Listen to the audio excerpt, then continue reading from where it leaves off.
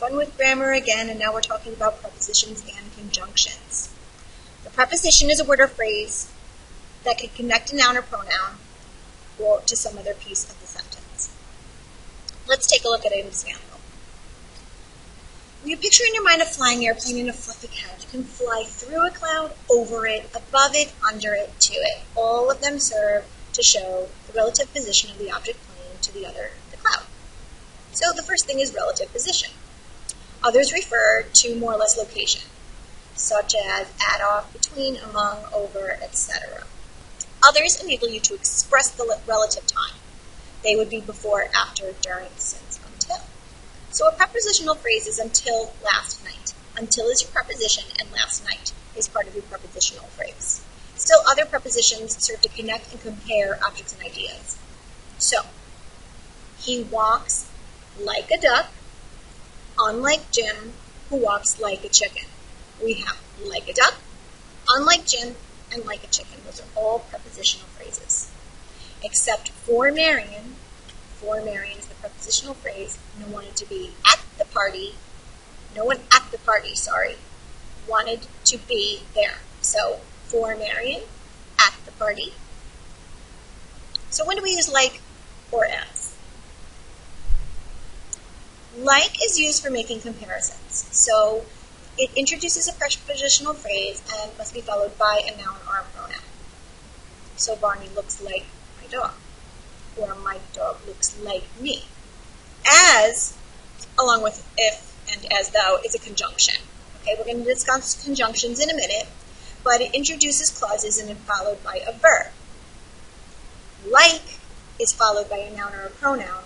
As is followed by a noun. So are as if and as though. Alice does as her father says, and do as I say, not as I do. Well, what about between and among? Okay, so we use between to refer to anything split into two or divided by two, such as the trail mix that Barbie split between Ken and herself. Or we should probably choose between Sam and Kathy's parties. We use among for division by more than two. So the 7 famished hikers divided a bag of Doritos among themselves, or among the 3 of us, we ought to figure out the solution. Now, the deal with ending a sentence with a preposition is kind of an antiquated idea. Antiquated means old.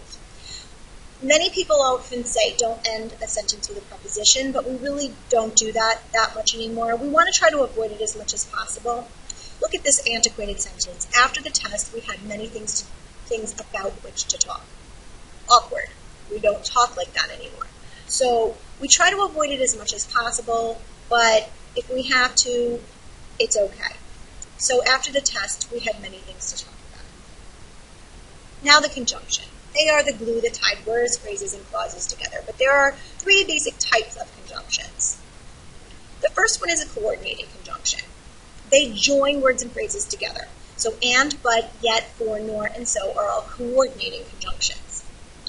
Please pick up some bread or rolls. So in this case, what is coordinating is the bread or the rolls. So close, yet so far. Yet is 2 phrases. It is connecting so close with so far. And I love you, but you don't love me is also 2 clauses. I love you and you don't love me are the 2 clauses. Okay, a coordinating conjunction that links 2 or more clauses results in a compound sentence. Now, subordinating conjunctions empower you to link 2 disparate ideas in a single sentence. So my sister got married and wolfed down a peanut butter and jelly sandwich it's coordinated, but they are very despairing ideas. Subordinating is where after getting married, my sister wolfed down a peanut butter and jelly sandwich. After getting married separates it from the rest of the sentence.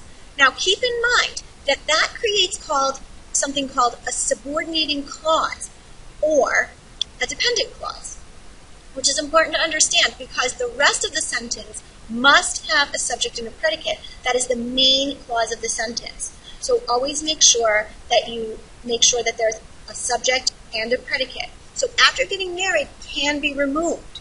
It is subordinating. It is dependent upon the rest of the sentence.